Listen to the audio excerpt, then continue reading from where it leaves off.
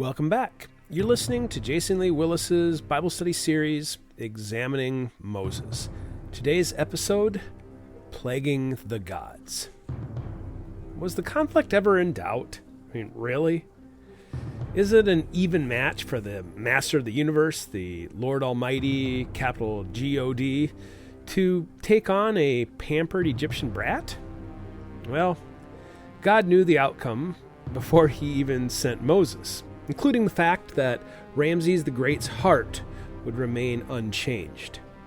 It is my theory that this was not about humbling a man, but humbling the forces of evil. There is a war waged between the lines. At minimum, the Hebrews had spent 400 years surrounded by false gods. This war will take those beliefs down a peg and put the God of Abraham up a few pegs. Seeing is believing, right? At most epic, and you know how I love epic, God is putting a collection of fallen angels in their places.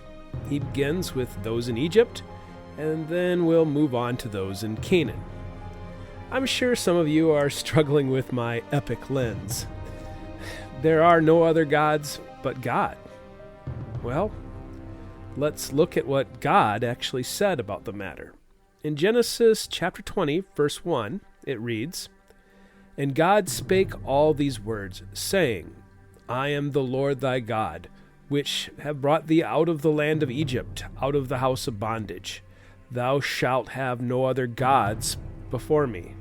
Thou shalt not make unto thee any graven image, or any likeness of anything that is in heaven above, or that is in the earth beneath, or that is in the water under the earth. Thou shalt not bow down thyself to them, nor serve them. For I, the Lord, thy God, am a jealous God, visiting the iniquities of the fathers upon the children unto the third and fourth generation of them that hate me, and showing mercy unto thousands of them that love me, and keep my commandments." Now, if there was no such thing as the boogeyman, why didn't God just say with the first commandment, "I am the only God. Everything else is make-believe"? Instead, God establishes the following inferences. A, there are other gods, whatever that means. B, some are in or from heaven, whatever that means. C, some are in or from the earth, like Egypt or Canaan. D, some are in or from under the earth, whatever that means. E, God is jealous, in a good way, of our loyalties, which makes sense. And F, worshiping the gods will bring generations of ill will.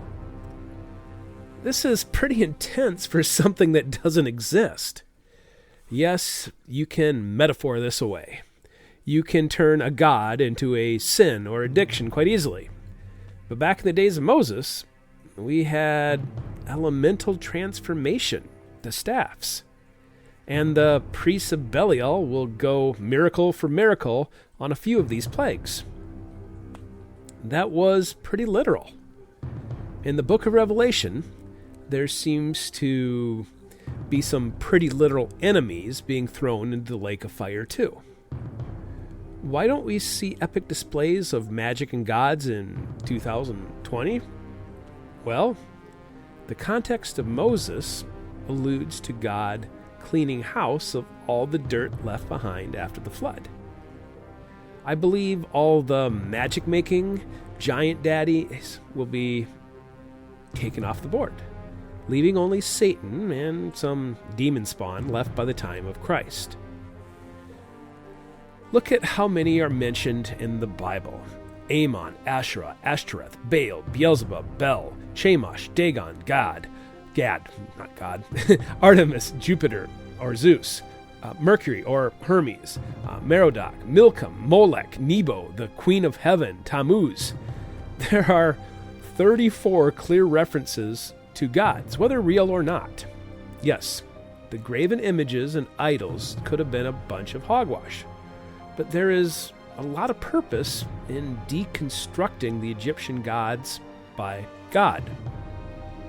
It seems he is doing more than just recruiting through miracles, and is also putting gods in their places. The first plague. First, let's preview the miracle about to happen. I'm not going to argue any sort of reasonable cause for this, because the text does not allow reason to explain erosion, pollution, or natural catastrophe. The passage defies the laws of physics, which God wrote, so I guess he can suspend them at any time. Growing up, I've seen some pretty toxic water that will support a yellow-bellied bullhead. I've seen spring flooding that turn rivers into muddy, foaming cesspools. But still, the fish found a way. Here, the water becomes toxic either because of an unexplained pollution upstream, or it was really blood. Watch how the water works. God turns it into blood in front of Pharaoh. Not as an explainable flow from a source upstream. Even if you wanted the miracle to be A, God causes pollution way upstream, B, tells Moses it is coming, C, Moses times it just right so the tainted water arrives just when Ramses is taking a morning wash, and D, lasts exactly for 7 days, a God number, that's, all of this still requires God to manage it all naturally. If your God can do all that, why can't he control the physics and elements also? The water does not obey this God-timed natural plague. If it was flow, then why was the existing water that had been Mosesed, sorry, that was a bad dad joke. Moses means drawn from the water. So that had been drawn from the Nile previously. I'll just start over. Why was that water changed? Yep. The water in wooden and stone vessels was turned to blood also. Both Egyptian and Hebrews are lazy. You don't want to go down to the Nile every time you need a drink. So send the kids down to the river, fill out the pitchers and buckets, and you can have water at your house for days at a time, prior to the invention of water towers. Yet this passage explains that on the day of the miracle, even the reserves were changed to blood. This is a comprehensive miracle. So let's take a look at the text now. Exodus chapter 7, verse 14. And the Lord said unto Moses, Pharaoh's heart is hardened. He refuseth to let the people go. Get thee unto Pharaoh in the morning. Lo, he goeth out unto the water, and thou shalt stand by the river's brink against he come. And the rod which has turned into a serpent shalt thou take in thine hand. And thou shalt say to him, The Lord God of the Hebrews hath sent me unto thee, saying, Let my people go, that they may serve me in the wilderness. And behold, hitherto thou wouldest not hear. Thus saith the Lord, In this thou shalt know that I am the Lord. Behold, I will smite with the rod that is in mine hand upon the waters which are in the river, and they shall be turned to blood. And the fish that it is in the river shall die, and the river shall stink, and the Egyptians shall loathe to drink of the water of the river. And the Lord spake unto Moses, Say unto Aaron, Take thy rod, and stretch out thy hand upon the waters of Egypt, upon their streams, upon their rivers, upon their ponds, and upon their pools of water, that they may become blood, and that there may be blood throughout the land of Egypt, both in vessels of wood and in vessels of stone. And Moses and Aaron did so, as the Lord commanded. And he lifted up the rod, and smote the waters that were in the river, in the sight of Pharaoh, and in the sight of his servants. And all the waters that were in the river were turned to blood. And the fish that was in the river died, and the river stank, and the Egyptians could not drink the water of the river. And there was blood throughout the land of Egypt, and the magicians of Egypt did so with their enchantments. And Pharaoh's heart was hardened, neither did he hearken unto them, as the Lord had said. And Pharaoh turned and went into his house, neither did he set his heart to do this also. And all the Egyptians digged around about the river for water to drink, for they could not drink of the water of the river. And 7 days were fulfilled after the Lord had smitten the river. As an English teacher, I have to take a moment to discuss the cool symbolism first. 80 years earlier, Pharaoh Amenhotep III attempted genocide, and he used the Nile as an accomplice to murder a generation of Hebrews. The crocodiles would have turned the Nile into a river of blood. Now, let's talk about a couple of strange passages. First, let's address Jannes and Jambres. These guys had gumption. All the water drawn from the Nile River was turned to blood, which meant there was blood everywhere. Shocking stuff. Ginger Mandius not only believed these guys could do the same thing, but Jannes and Jambres actually had a plan. And then they did it. If you don't want the passage to have multiple miracles, then you could wish for a cool Kool-Aid trick. But the omniscient point of view narration written years later by Moses with, fire pillar God, Jesus, Holy Spirit dictating, did not say, and the magicians through deceit tricked Pharaoh. It said they did so. So where did they get the clear water? That is curious. They dug wells. Living next to a river, you don't normally need a well, especially with the Nile being super reliable. Why was the well water not tainted? It came from rain, which collected as groundwater before slowly seeping into the Nile. Only the Nile River water was affected. God had a purpose in his narrow miracle. So let's look at the target. The mythology teacher is going to come out now.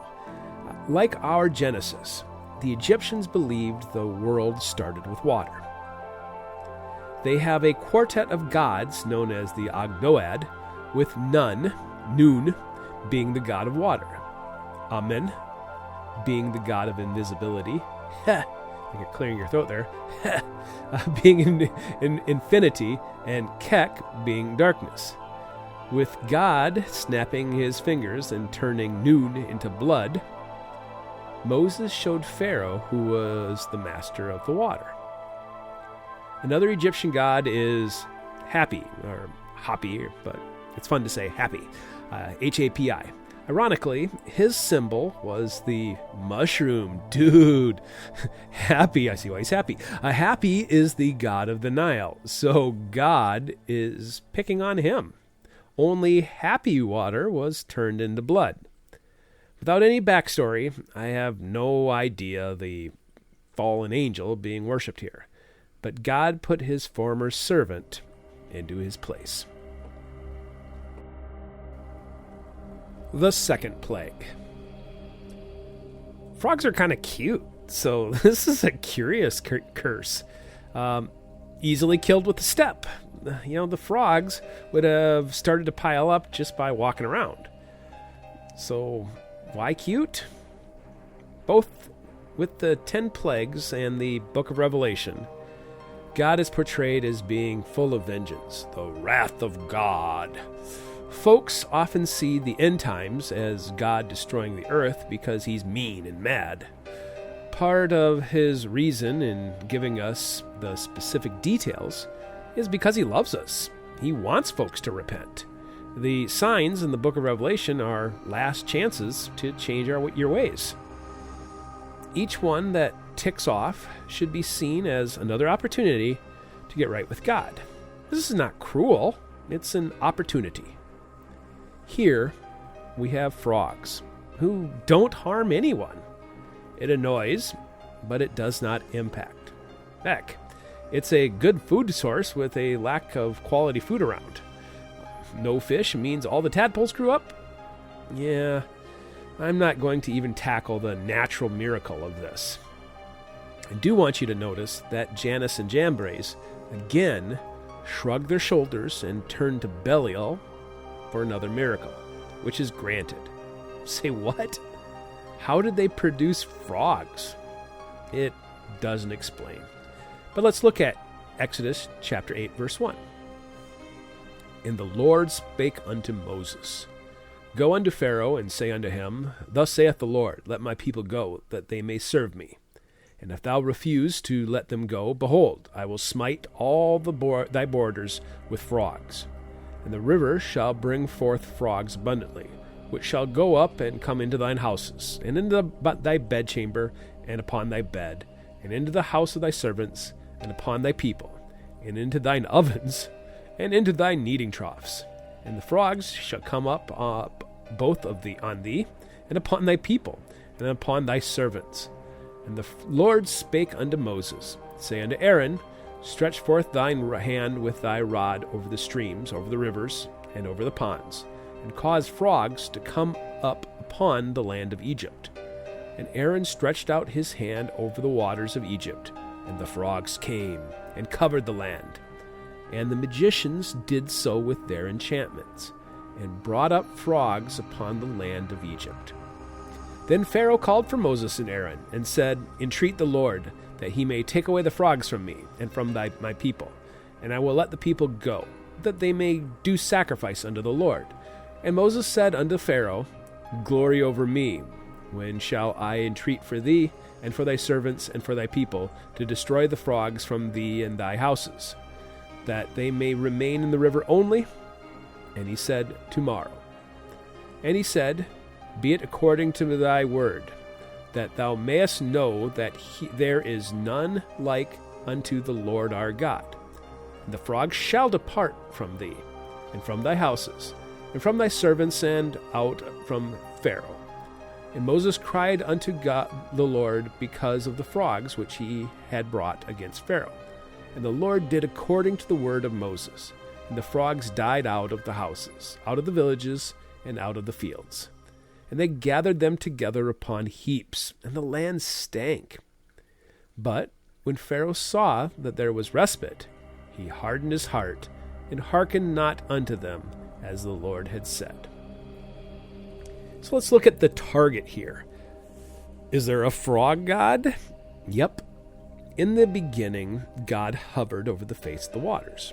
Well, the Egyptians saw Nun as the equivalent as Elohim, God, in the creation story.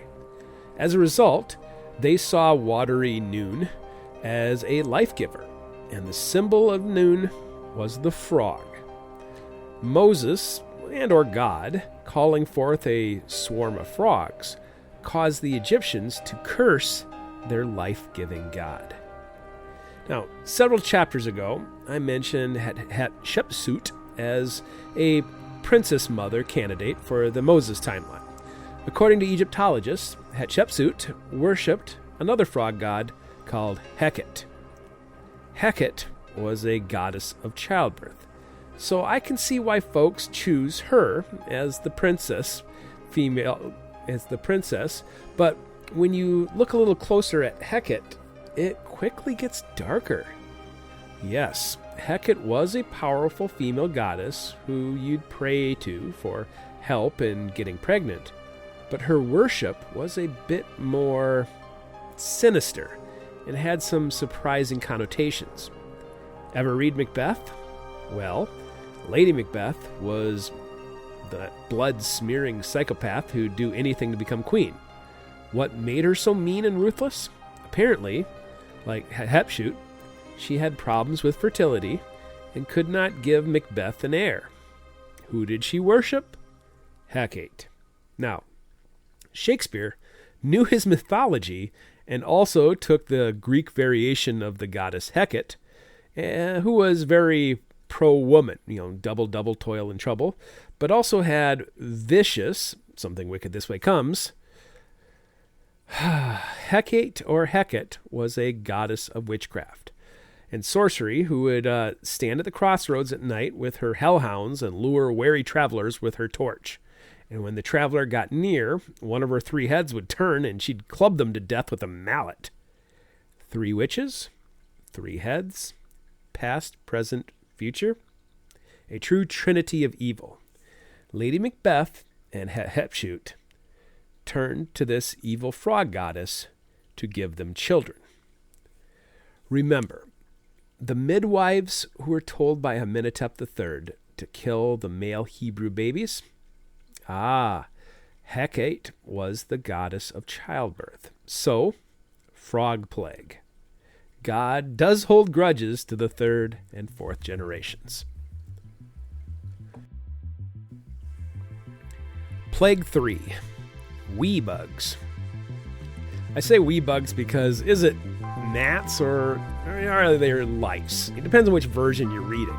Both are small and annoying, so I guess it really doesn't matter what word your translator picked because it is not natural. It was not a byproduct of a food chain gone awry, but a Genesis-like miracle. Once again, life came from nothing. God creates life. Janus and Jambres? Well, as priests of Belial, they can certainly manipulate chemistry and physics as well as command animals to come out of water. But create life? Nope. Even something as small as gnats or lice could not be replicated. Wherever they got their previous magic, I prefer Belial, but wherever they get it from, it does not have the authority to create life. Do you remember the Nephilim from Genesis 6? Well, they modified life, the giants, yet did not create anything from scratch. God just replicated the first week of creation. Also notice how the priests of Belial, Janus and Jambres, suddenly recognized the workmanship of God. Who did they think was giving Moses the power before this? See, they also believe in a pantheon of fallen gods until confronted by the authority of the Creator. It reminds me of the witch from Acts 16 and Balaam from Numbers chapter 22 and 23. Both used magic and both recognized the true authority of God over their own powers. Let's take a look at Exodus 8, chapter 8, verse 16. And the Lord said unto Moses, Say unto Aaron, Stretch out thy rod and smite the dust of the earth, that it may become lice throughout all the land of Egypt. And they did so.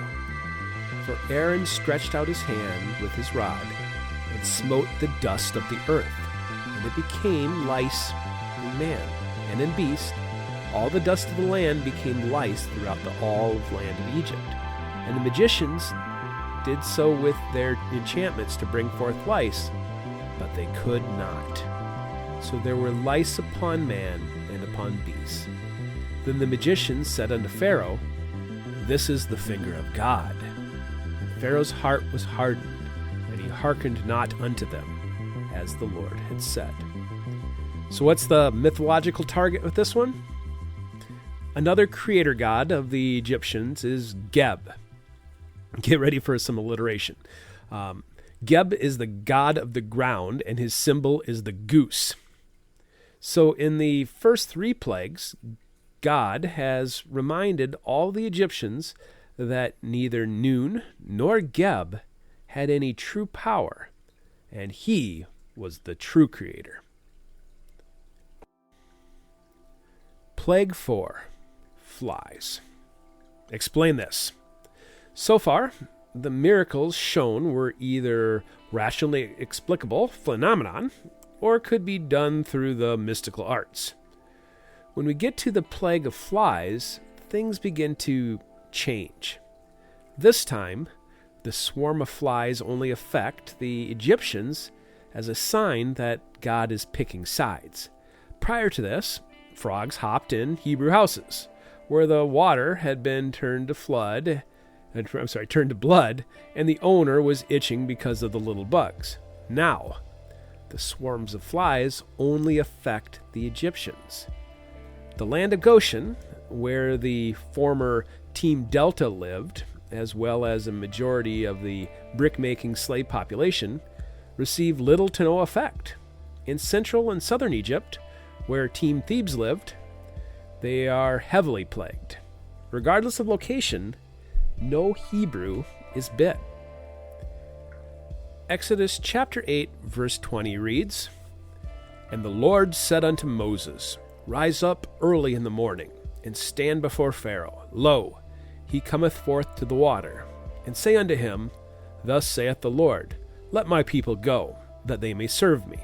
Else, if thou wilt not let my people go, behold, I will send swarms of flies upon thee, and upon thy servants, and upon thy people, and into thy houses. And the houses of the Egyptians shall be full of swarms of flies, and also the ground whereon they are. And I will sever in that day the land of Goshen, in which my people dwell, that no swarms of flies shall be there, to the end thou may knowest that I am the Lord in the midst of the earth. And I will put a division between my people and thy people. Tomorrow shall this sign be.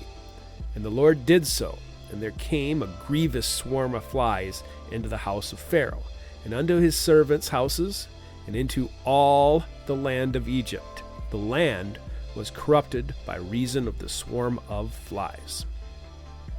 So who's the mythological target in this one? Khepri is not an Egyptian god I knew well from my mythology class, but he is a creator god whose scarab beetle form symbolizes birth and rebirth. So, not too much for symbolism. However, if Ginger Mandius, Ramses the Great, is indeed a son of perdition, as I speculated, and he really worships the Hyksos Canaanite gods, then this might have more meaning. Remember, Prince Baal is their favorite deity, even if Ginger Mandius worships Aneth. And 40 years from this moment, when the Hebrews and Joshua are crossing into the Promised Land, they will change the name Baal into Beelzebub, or Lord of the Flies. Perhaps the evil Canaanite trick of child sacrifice has already been in practice, explaining the anachronistic use of flies for Baal. Plague 5. Livestock, or dead stock. It has been a rough, tough year for Nile River farmers. Bloody water, bugs, and frogs certainly made it tough to deal with your sheep, cows, and camels. It makes me wonder how much time passes between these miracles. It really doesn't clarify, although my assumption has always been back to back to back to back. This time, the specificity of the plagues show that it isn't just a racial issue. Now, I can just picture a racist Egyptian saying that Hebrews are unworthy of fly bites. This plague, however, supernaturally distinguishes one cow from another. Having grown up on a farm in the 1980s, I saw ear tags to identify ownership, etc. Did the ancient farmers have a similar system? Must have known somehow. Exodus chapter 9, verse 1 reads, "Then the Lord said unto Moses, Go in unto Pharaoh and tell him, Thus saith the Lord God of the Hebrews, Let my people go, that they may serve me. For if they refuse to let them go, and wilt hold them still, behold, the hand of the Lord is upon thy cattle, which is in the field, upon the horses, upon the asses, upon the camels, upon the oxen, and upon the sheep. There shall be a very grievous murrain. And the Lord shall sever between the cattle of Israel and the cattle of Egypt. And there shall nothing die of all that is of the children of Israel. And the Lord appointed a time, saying, Tomorrow the Lord shall do this thing in the land. And the Lord did that thing on the morrow, and all the cattle of Egypt died. But of the cattle of the children of Israel died not one. And Pharaoh sent, and behold, there was not one of the cattle of the Israelites dead. And the heart of Pharaoh was hardened, and he did not let the people go. So, the mythological target, Hathor, is the cow goddess of creation. So, how many creator gods did they have? Anyways, if there was such a thing as a redneck Egyptian, this plague hits home. I remember one of my students recreating Hathor the cow giving birth to the universe, which was quite a sight when other students began to drop out of the cardboard cow onto the floor like newborn gods. The myth of Hathor involves humans failing to worship gods. And as a punishment, Hathor went down to earth as a bloodthirsty killing plague. One problem. Once she started killing humans, she could not stop. And if she killed all the humans, there would be no one left to worship them. So the other Egyptian gods got crafty, and voila, beer was invented. It was dark beer, so it confused bloodthirsty Hathor, who drank it down, got drunk, and passed out, ending the bloodbath. So not only did Hathor symbolize creation to local farmers, but she also represented beer. Shots fired indeed.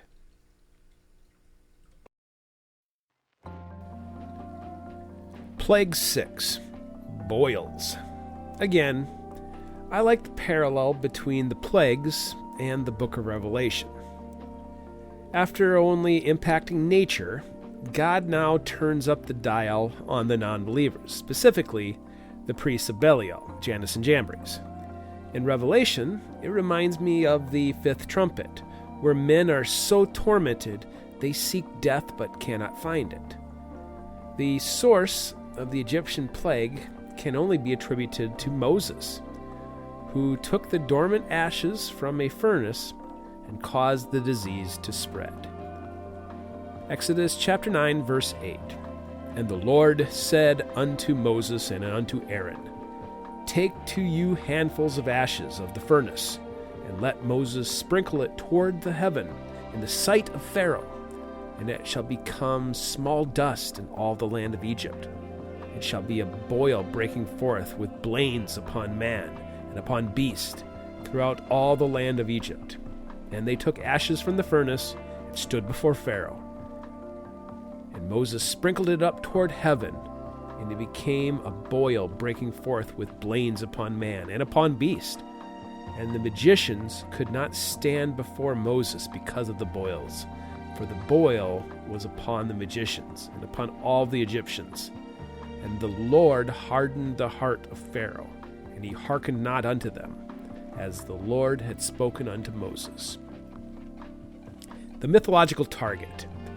Now, the goddess of medicine was Isis, not the Islamic State in Syria. Isis was a strong female deity who was the consort of Osiris and the mother of Hathor. Her symbol was the mother hen, like in Psalm 91, who would vigorously defend her chicks.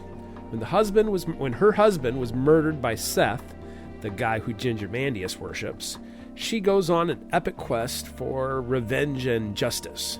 Many scoffers reference Isis holding the wrapped body of slain Osiris as the origin of the idea for Mary holding Jesus at the foot of the cross. First of all, nowhere in the Gospels does it say Mary scooped up Jesus when taken from the cross.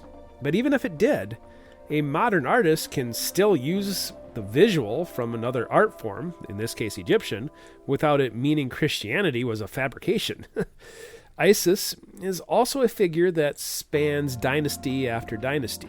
Every Egyptian knew Isis, who had healing arts. There is another target besides Isis.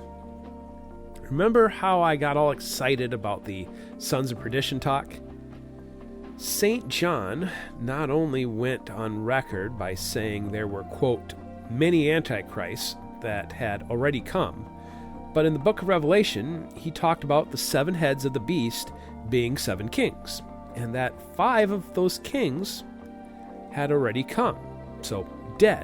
One of them was or is, so alive in the first century, and one of them would come, so the future.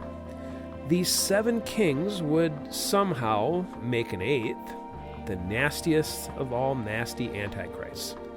In other words, the sons of perdition. So I obsessed over the notion of trying to figure out who the previous antichrists were. For all the various reasons in this book, Ginger Mandius is one of them in my estimation. In charting all of the named villains in the Old Testament, or referenced villains in the Old Testament, I also found out that Nimrod had tons of evil lore. Josephus wrote that Nimrod built the Tower of Babel to not only survive another flood, but to personally attack God. Nimrod was a bad dude. So in my Nimrod-era research, I came across an interesting theory that Nimrod the builder was the same figure as Imhotep the builder. In Egyptian lore, Imhotep was a human who achieved godlike status. He was most famous for being a builder, but he is also famous for being the inventor of medicine. His timeline was also 1,000 years prior to Moses, so that kind of lines up with Nimrod. First mention of Imhotep? That would be Amenhotep III, the baby killer pharaoh. So that kind of works also. If Nimrod equals Imhotep theory holds up, then this plague has a very specific purpose in slamming the previous son of perdition from the days of Abraham. Ironically, in the Jewish tales of Abraham versus Nimrod, it was a swarm of gnats that defeated Nimrod's army. Plague 7. Hail. Today, Egypt is characterized for its sandy deserts in contrast with the lush Nile Valley. The next plague makes me wonder how long it has been like that. Earlier, Moses negotiated terms of worship, which meant going 3 days into the wilderness. Now, I imagine the request was made in Thebes, which meant those Hebrews, especially Moses' family, around Thebes would have joined Moses in a 3-day walk into the desert to worship away from the angry eyes of the Egyptians. A typical human can walk 3 miles per hour, and since it is flat and sandy beyond the Nile, this seems kind of a safe bet. But to walk for 3 days at 3 miles per hour, that gives you a distance of 60 to 80 miles. Did this mean the valley and the bluff was hospitable and filled with prying Egyptians? Today, Moses might have requested a half-day's walk into the wilderness because the desert is lifeless within 10 miles of the valley. No trees, no bushes, no grass, lifeless. Yet Moses needed to walk for 3 days, back in his days, to find privacy. Could the 7th plague have altered the ecosystem of Egypt? Remember, Israel was once a tropical resort, with forests of cedar, fields of flowers, and it was also capable of hosting flocks that produce vast quantities of milk. Then Nebuchadnezzar the Babylonian laid waste to this land, and then Alexander the Great came, and then Antiochus Epiphanes came, and finally the Romans finished it off by leveling everything in sight. It never bounced back. So let's look at Exodus chapter 9, verse 23, to get an insight into this one. And Moses stretched forth his rod toward heaven, and the Lord sent thunder and hail, and the fire ran along the ground. And the Lord rained hail upon the land of Egypt. And there was hail, and fire mingled with the hail, very grievous, such as there was none like it in all the land of Egypt since it became a nation. And the hail smote throughout all the land of Egypt, all that was in the field, both man and beast. And the hail smote every herb of the field, and brake every tree of the field.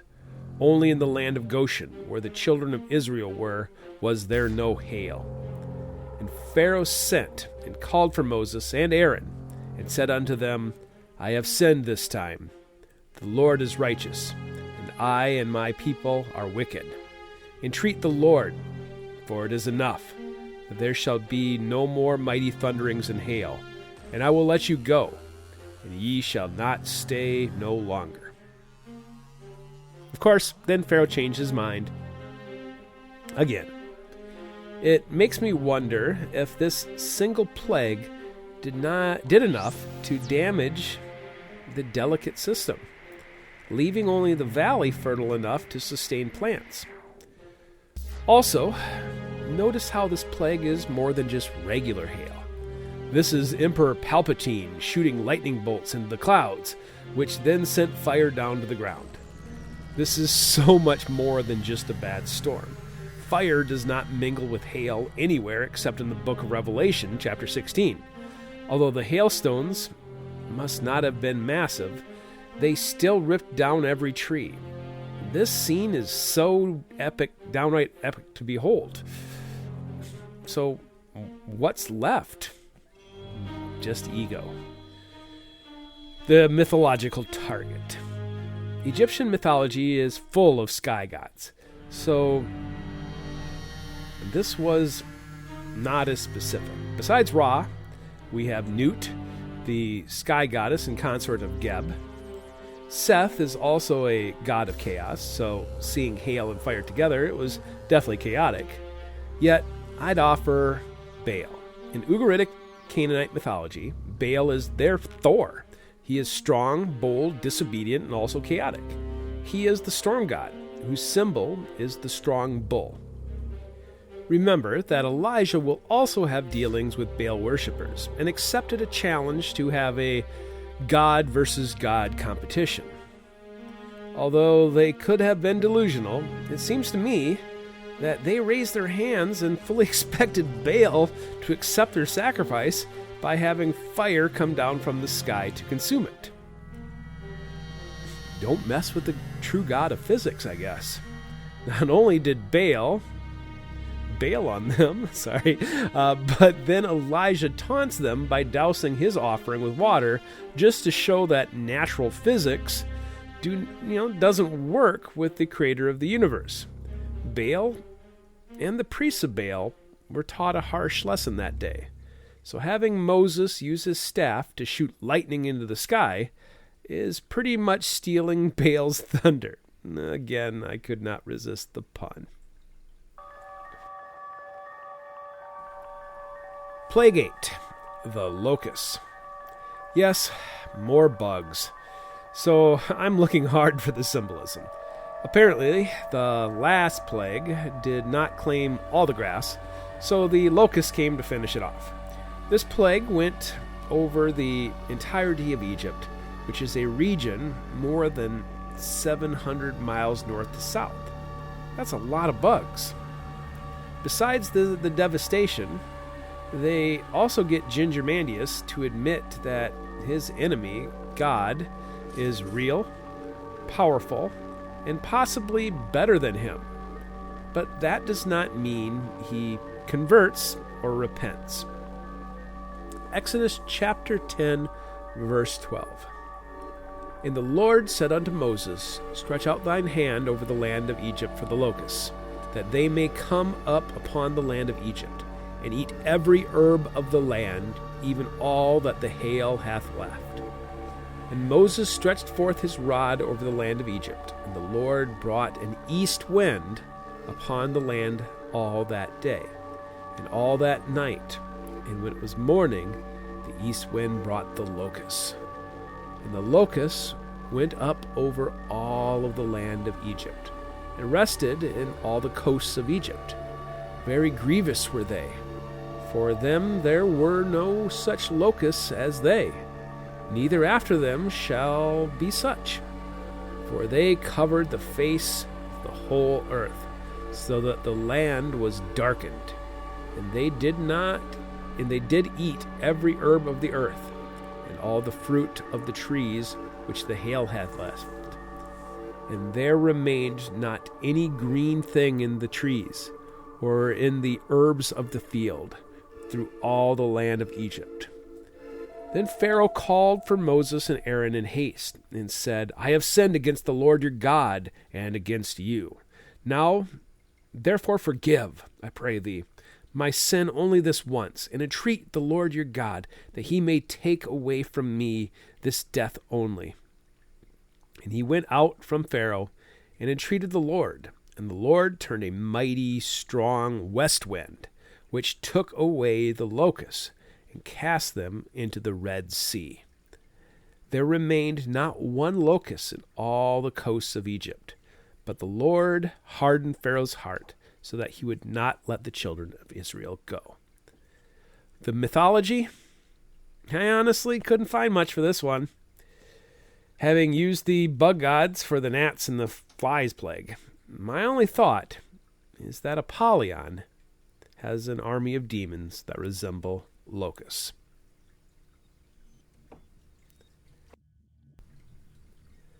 Plague 9, Darkness. Now it gets extremely paranormal and symbolic. There is nothing natural about these plagues anymore. This section is impossible. Fog? No. Thick clouds? No. A meteorite that sends up a cloud of dirt? No. I'd like to remind Christians and Jews that God brought forth spiritual light on day 1 and physical light from the sun, moon, stars on day 4. He brought it with a word. 1 second, no light. The next second, light. The lighting system was fully formed, just like Adam was fully formed. Clap on, light. Clap off, darkness. It describes the darkness as something that could be felt, which means that thermal radiation from sources of light defied the laws of physics for 3 days, and the world quickly cooled. Light a fire, no light. Torch, no light. Absolute darkness. Except from the Hebrews. While the sun, stars, moon provided nothing for 3 days, the Hebrews quickly lit fires, and these lights were the only source of ambient light in all of Egypt. Or, the Hebrews had day 1 light in their dwellings, which I believe is the Holy Spirit. Wouldn't that be cool if they just glowed warm with goodness? Also, there is a point-blank Christ symbolism of 3 days of darkness. Remember how Christ harrows the underworld while dead? Knock, knock. Who's there? Jesus. Exodus chapter 10, verse 21. And the Lord said unto Moses, Stretch out thine hand toward heaven, that there may be darkness over the land of Egypt, even darkness which may be felt. And Moses stretched forth his hand toward heaven, and there was a thick darkness in all the land of Egypt 3 days. They saw not one another, neither rose from his place for 3 days. But all the children of Israel had light in their dwellings. And Pharaoh called unto Moses, and said, Go ye, serve the Lord. Only let your flocks and your herds be stayed. Let your little ones also go with you. And Moses said, Thou must give us also sacrifices and burnt offerings, that we may sacrifice unto the Lord our God. Our cattle also shall go with us. There shall not a hoof be left behind. For therefore we must take to serve the Lord our God, and we know not with what we must serve the Lord. until we come thither. But the Lord hardened Pharaoh's heart, and he would not let them go. And Pharaoh said unto him, Get thee from me, take heed to thyself, see my face no more, for in that day thou seest my face, shall thou die. And Moses said, Thou hast spoken well, I will see thy face again no more. The mythology, obviously, if my theory about Belial, Belial equaling perdition, equaling darkness, is true, then this is quite the plague in regards to symbolism. Remember, Ra is the sun, Horus is the moon, and Thoth is the god of the moon also. You have no power here, Gandalf the Grey. God is showing Moses, the Hebrews, and us that he has no rival in the universe because he created the universe. Clap on, clap off, the clapper.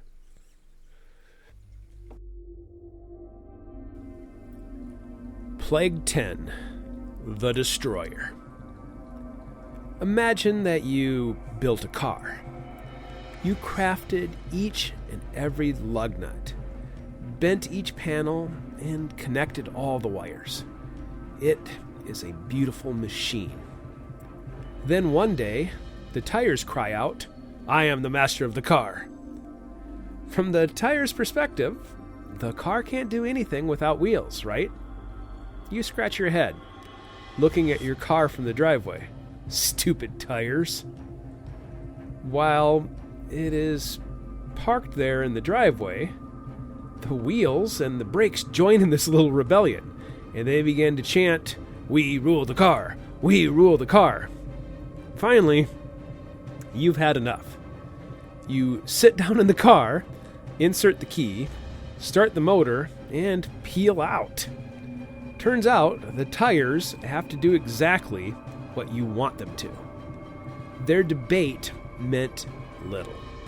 For good measures, you peel out. I think this is what happens in the 10th plague. In our metaphor, Gingermandius is one of the 7 lug nuts, and Belial is the tire of darkness. God built the universe, so he can do whatever he wants with it, right? So God peels out, leaving little pieces of rubber behind. Exodus chapter 11, verse 4. And Moses said, Thus saith the Lord, About midnight will I go out into the midst of Egypt, and all the firstborn in the land of Egypt shall die, from the firstborn of Pharaoh that sitteth upon his throne, even unto the firstborn of the maidservant that is behind the mill, and all of the firstborn of beasts. And there shall be a great cry throughout the land of Egypt, such as there was none like it, nor shall ever be like it any more. But against any of the children of Israel shall not a dog move his tongue, against man or beast, that ye may know how that the Lord doth put a difference between the Egyptians and Israel. And all these thy servants shall come down unto me, and bow down themselves unto me, saying, Get thee out, and all the people shall follow thee. And after that I will go out. And he went out from Pharaoh in a great anger.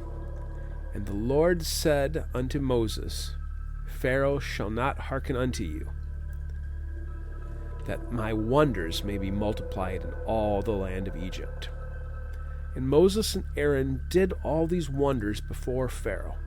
And the Lord hardened Pharaoh's heart, so that he would not let the children of Israel go out of his land.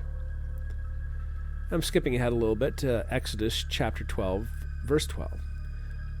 For I will pass through the land of Egypt this night, and I will smite all the firstborn in the land of Egypt, both man and beast. And against all the gods of Egypt I will execute judgment. I am the Lord. And the blood shall be to you for a token upon the houses where ye are. And when I see the blood, I will pass over you, and the plagues shall not be upon you to destroy you when I smite the land of Egypt. And skipping ahead again to verse 23, for the Lord will pass through to smite the Egyptians. And when he seeth the blood upon the lintel and on the two side posts, the Lord will pass over the door and will not suffer the destroyer to come in unto your houses to smite you. And then in verse 29, and it came to pass that at midnight the Lord smote all the firstborn in the land of Egypt, from the firstborn of Pharaoh that sat on his throne unto the firstborn of the captive that was in the dungeon, and all the firstborn of cattle. And Pharaoh rose up in the night, he and all his servants and all the Egyptians, and there was a great cry in Egypt, for there was not a house where there was not one dead. First, I'd like to discuss the firstborn idea.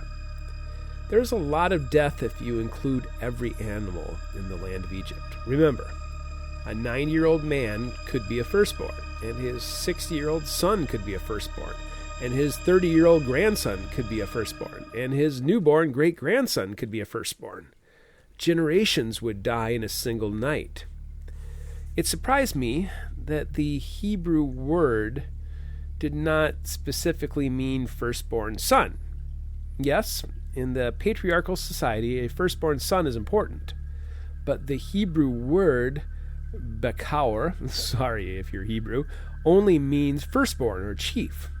Of the 30 translations, only 8 English translations specified it as a male or son. It probably doesn't matter, but Ramses the Great's first child was a daughter, and the passage seems to imply any firstborn of any mammal.